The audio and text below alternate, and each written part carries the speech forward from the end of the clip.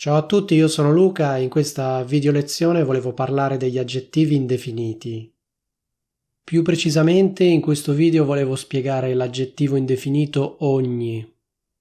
Se stai imparando l'italiano come lingua straniera, sei nel posto giusto. Ho notato che online ci sono veramente un sacco di lezioni sugli aggettivi indefiniti. Il problema è che il più delle volte si tratta di un video lungo 5 o 10 minuti in cui vengono spiegati contemporaneamente gli aggettivi qualche, qualsiasi, qualunque e ogni. Quindi non viene spiegato soltanto l'aggettivo ogni, ma vengono spiegati diversi aggettivi indefiniti.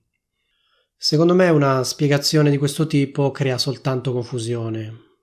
Spesso infatti le persone che imparano l'italiano come lingua straniera hanno difficoltà a capire quale aggettivo indefinito usare, perché ciascuno di questi aggettivi può essere usato in modi abbastanza diversi. E un errore che fanno molto spesso i non madrelingua è proprio quello di usare l'aggettivo indefinito sbagliato. Per esempio usano l'aggettivo indefinito ogni quando in realtà dovrebbero usare l'aggettivo qualsiasi. Per questo motivo non mi sembra particolarmente utile spiegare gli aggettivi indefiniti tutti insieme. In altre parole, spiegarli tutti insieme non serve a un BC, cioè a un beneamato Per evitare di creare confusione, in questo podcast parlerò soltanto dell'aggettivo ogni. Prima di passare al primo esempio, volevo fare una precisazione. Anche se è un aggettivo, ogni è invariabile e viene usato solo al singolare. Quindi non è che ha una forma per il maschile e una forma per il femminile, no, ha soltanto una forma e in particolare si usa soltanto con i sostantivi singolari. Bene, passiamo al primo esempio. Prendiamo la frase: ogni studente può scegliere indipendentemente.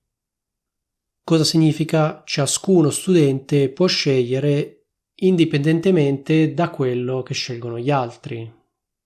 Cioè lo studente A può fare la sua scelta, lo studente B può fare la sua scelta, lo studente C può fare la sua scelta e così via. Quindi in questo caso l'aggettivo ogni si riferisce a ciascun elemento particolare di un determinato gruppo. In questo caso il gruppo degli studenti. A livello logico ogni studente può scegliere è simile a tutti gli studenti possono scegliere, però se uso l'aggettivo ogni sottolineo ciascun elemento particolare. Ma facciamo un altro esempio. Prendiamo la frase: ogni azione causa una reazione. Ecco, anche in questo caso io potrei dire tutte le azioni causano delle reazioni. Il significato è piuttosto simile, però se uso ogni sottolineo ogni elemento particolare del gruppo, della categoria. Se uso ogni sottolineo il fatto che per esempio l'azione A causa la reazione A, mentre invece l'azione B causa la reazione B e per esempio l'azione C causa la reazione C, quindi sottolineo ciascun elemento. Una frase come tutte le azioni causano delle reazioni è più generale. Ma facciamo un altro esempio. Prendiamo la frase: ti penso in ogni momento della giornata. Cosa vuol dire questa frase? Ti penso in tutti i momenti della giornata. Qual è la particolarità della frase con ogni?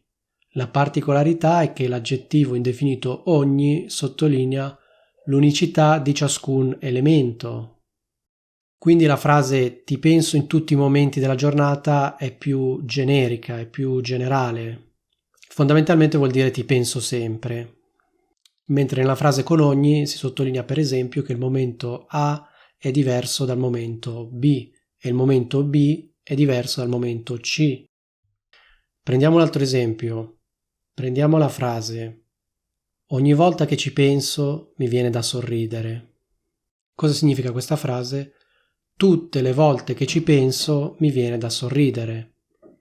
Cioè, in altre parole, quando ci penso mi viene da sorridere. Quando ci penso sorrido. In sostanza le frasi ogni volta che ci penso e tutte le volte che ci penso hanno un significato molto simile. Semplicemente quando si usa l'aggettivo ogni si sottolinea l'unicità di ciascun elemento. Quindi ogni si riferisce alla prospettiva di tanti elementi singoli, mentre se uso tutti, tutte, parlo più in generale, parlo del gruppo in generale. Ecco, facciamo un altro esempio. Ogni volta che accendi il computer devi fare il login. Cosa significa? Tutte le volte che accendi il computer devi fare il login. Quando accendi il computer devi fare il login. Di nuovo, ogni sottolinea il fatto che ciascuna volta è diversa dalle altre. Un altro esempio potrebbe essere: ogni cosa che faccio non va bene. Di nuovo, ogni sottolinea che io faccio cose diverse, cioè io faccio cose diverse, ma nonostante ciò niente di quello che faccio va bene. Quindi questa frase suggerisce uno scenario di questo tipo, cioè io faccio una cosa e quella persona mi dice che non va bene. Faccio il contrario, cioè una cosa completamente diversa, e quella persona mi dice che non va bene. Quindi, come dicevo prima, ogni sottolinea proprio la varietà. Un altro esempio potrebbe essere: ogni volta va a finire così. Cosa significa? Che tutte le volte la situazione si evolve in questo modo, cioè le cose vanno in questo modo. Anche se sono situazioni diverse, va sempre a finire così. Volendo, io potrei benissimo dire tutte le volte va a finire così, oppure va a finire così tutte le volte. Il significato è grosso modo lo stesso. Ma facciamo un altro esempio. Prendiamo la frase: ogni giorno dice una cosa diversa. Cosa significa? Per esempio, lunedì dice una cosa, martedì dice un'altra cosa, mercoledì dice un'altra cosa ancora e così via. Volendo, io potrei benissimo dire dice sempre cose diverse. Certo, io potrei anche dire così, però se scelgo di usare l'aggettivo indefinito ogni, sottolineo il fatto che ciascun giorno è diverso dagli altri.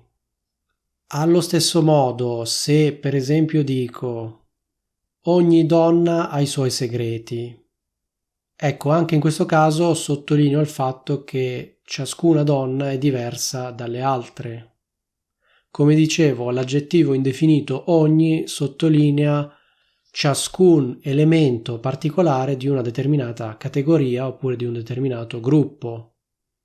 Io potrei benissimo dire tutte le donne hanno dei segreti. Ecco, se dicessi così il significato non cambierebbe molto.